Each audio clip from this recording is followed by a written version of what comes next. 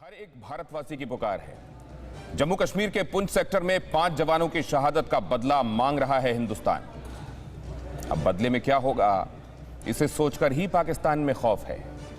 लिहाजा प्रधानमंत्री इमरान खान और आर्मी चीफ बाजवा बैठकों पर बैठक कर रहे हैं। नमस्कार, मैं हूं दिनेश गौतम। राजा फजल, यही सवाल लेकर आपके पास आता हूं जब तक ब्रिगेडियर हारिस तैयार होते हैं। क्या है लुकआउट पाकिस्तान का?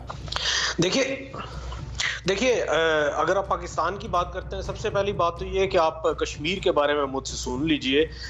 कश्मीर में इन्हीं दिनों में आपने 1400 के करीब जो नौजवान हैं उनको उठाया हुआ है वहां से, और मुझे समझ नहीं आती कि ये स्टेट टेररिज्म आप करे जा रहे हैं और आपको कोई पूछ नहीं रहा। दूसरी बात, आप जो हमें पाकिस्तान को बारहा ये कहते हैं कि शायद आप हमसे लड़ना चाहते हैं। भाई, हमने कल भी आपसे कहा था, आज भी कह रहे हैं और कल भी कहेंगे और हमेशा कहते रहेंगे कि लड़ाई के लिए तो हम हमेशा के लिए तैयार हैं।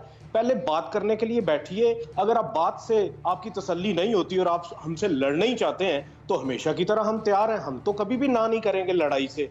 अगर आप लड़ना चाहते हैं तो लड़ाई के लिए तैयार है। मुझे क्या नजर आ रहा है कि मुझे ये सिर्फ और सिर्फ एक फॉल्स फ्लैग आपकी तरफ से दोबारा से होते हुए नजर आ रहे हैं, जिसके तनाजुर में आप ये चाहते हैं कि जो आपको सी गार्डियंस प्रेडेटर्स मिले हुए हैं उनको आप पाकिस्तान के ऊपर इस्तेमाल करने की कोशिश करेंगे। लेकिन मैं आपको यहां पे ये बताना जरूरी समझता हूं कि अगर भारत ने ये गलती की तो भारत को बहुत कड़ी सजा भुगतनी पड़ेगी पाकिस्तान की जानिब से। मैं इसलिए कह रहा हूं कि मुझे बहुत अच्छे तरीके से पता है कि आप में लड़ने की कैपेसिटी इस वक्त नहीं है। आप में लड़ने की कैपेसिटी नहीं है। अगर आप जंग हम पे मुसल्लत करेंगे तो हम आपको मार के रख देंगे। राजा फजल, ऐसी जगह मारेंगे कि आप जो बोल रहे हैं सोच भी नहीं सकते। हाँ, हमने सुन लिया, लेकिन देखिए ऐसे बढ़ गया, क्यों बढ़ गया, ये आज का सबसे बड़ा सवाल है। जवाब सीधा है। अफगानिस्तान में तालिबान की एंट्री हुई, पाकिस्तान में बैठे आतंकियों की हिम्मत बढ़ गई। पाकिस्तान के यार तालिबान हैं, इसमें किसी को कोई शक नहीं रह गया, और ऐसा लगता है उन्होंने तो सुपर पावर अमेरिका को हरा दिया है। ये फीलिंग इधर बैठे आतंकियों को और हौसला दे रही है, तो अब बाकियों को मात दी जा सकती है। ये उन्होंने 2 गुणे 2 बराबर 4 जैसी सहूलियत से तय कर लिया है। लेकिन पाकिस्तान ये भूल गया है कि ये नया भारत है। तो क्या पीओके का नक्शा बदलने का वक्त आ गया? भारत में आतंकी हमले के बाद पाकिस्तान में खलबली। पाकिस्तान को डर, भारत फिर कर सकता है हमला। पाकिस्तान के प्रधानमंत्री की गीदड़ भभकी सामने आई। भारत पाकिस्तान दोनों परमाणु के हथियारों से संपन्न मुल्क, कुछ भी हो सकता है। जब भी आप पाकिस्तान की हरकतों पर उसको आईना दिखाते हैं, वो परमाणु हथियारों के बात करके भभकी देने की कोशिश करता है। कश्मीर में आतंकी हमलों की बाढ़ दिखाई दे रही है, और अपनी करतूत सुधारने के बजाय जब उसे यह डर लगने लगा कि फिर से कहीं कोई बालाकोट तो नहीं हो जाएगा, वो ये कह रहा है कि हमारे पास परमाणु हथियार हैं।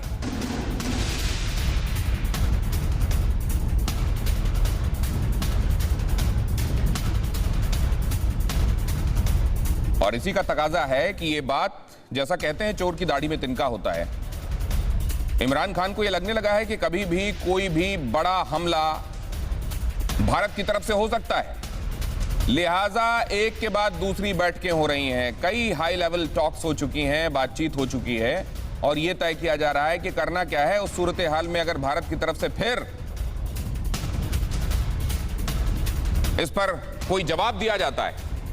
कश्मीर में आतंकी हमले पर बहुत बड़ी खबर है। ये खुफिया सोर्सेज के मुताबिक प्रशिक्षित आतंकियों ने किया हमला।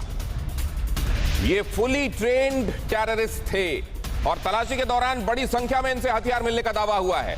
सूरनकोट में और भी आतंकियों के छिपे होने का शक है। सेना का सर्च ऑपरेशन लगातार जारी है, चारों तरफ से घेराबंदी की जा रही है। दुश्मन की ख्वाहिश में आपको समझाऊं उससे पहले जो मैंने आपको बताया कि किस तरीके से इधर हक्कानी नेटवर्क का दबदबा तालिबान की सरकार में और तालिबान का वहां सरकार में आ जाना अफगानिस्तान में, यह बात बल दे रही है पाकिस्तान को, और उसके जरिए कैसे यहां कश्मीर में साजिश रचने, उसको एग्जीक्यूट करने की कोशिशें की जा रही हैं, ये अब किसी से छिपा हुआ नहीं है। चीन पाकिस्तान ने मिलकर दुश्मन भारत के खिलाफ साजिशें की हैं। तालिबान की मदद से कश्मीर को लहूलुहान करने पर तुले हुए हैं चीन और पाकिस्तान। एलओसी से ध्यान भटकाकर एलएसी पर कब्जा करना चाहता है चीन। और सिर्फ इतना नहीं है, अब टू फ्रंट वॉर मत समझिए, सिर्फ एलओसी एलएसी मत समझिए, उधर अरुणाचल तरफ, इधर दो जगह ऑक्यूपाई करके अरुणाचल की तरफ भी हिंदुस्तान के लिए प्रॉब्लम खड़ी करना चाहता है चीन। और ड्रोन से बॉर्डर पर ज्यादातर चीनी हथियार भेजे जाते हैं। पाकिस्तान ये करता है, चीन के हथियार होते हैं, और इससे बड़ा कोई सबूत दुनिया को चाहिए नहीं है समझने के लिए। ड्रामा करने से कुछ फायदा नहीं है। देखिए, इसका एंड नतीजा पाकिस्तान को भुगतना पड़ेगा। ये आपने बड़ी इंपॉर्टेंट बात कही है सर। इकोनॉमिक जिस एयर स्ट्राइक को उन्होंने कबूला नहीं पहले, उस एयर स्ट्राइक को अब अलग अलग मंचों पर मानते हैं, स्वीकारते हैं। अब एक बार फिर इमरान खान ने कहा कि वी वर बॉम्ब्ड। हैरिस साहब पहले ही मान लेते, पहले भी यही कहा था, लेकिन कहा था 6-7 दरख्त और एक कबा मारा था, ये उन्होंने कहा था, ये भी बताए ना साथ। और सेकंड ये कि जो आप बात करें कश्मीर में जो आपके लोग मारे गए, अरे हामिद मीर ने जाके वो नहीं बताया होता जिसके ऊपर आप लोगों ने कार्रवाई कर दी, तो वो भी वो तो कौवा ही मरेगा। हाँ, पूरी बात कीजिए। शंकर सर, मैं आता हूँ आपके पास, दोबारा आता हूँ, अभी आपकी आवाज म्यूट है प्लीज। कश्मीर में बुरहान वानी की शहादत के बाद अब नौजवान खड़े हैं, वो आपके जो जुल्म बर्बियत करते हैं, औरतों बच्चों को पैलेट के ब्लाइंड करते हैं, ये बच्चे अब खड़े हो गए, इन्होंने हथियार उठा लिए हैं। आपकी फौज ने तो लड़ाई नहीं की है कश्मीर में, वो वहाँ मुकाबला नहीं कर सकती, तभी हम मारे जा रहे हैं। इसलिए पाकिस्तान को कुछ करने की जरूरत नहीं है। अब ये नर्सरी वहाँ बन गई है खुद ब खुद। आपने अपनी फौज ने जुल्म बर्बियत 370-35A के बाद जो सारा कुछ कर दिया, अब वो नौजवान आपकी फौज को मार रहे हैं। वहाँ तो एक ही हल है कि आप यूनाइटेड नेशन के चार्टर के मुताबिक वो करके खुदरादिया दें और ये मसला खत्म करें। पाकिस्तान को इंडिया में इंटरफेयर करने की कोई जरूरत नहीं है। आप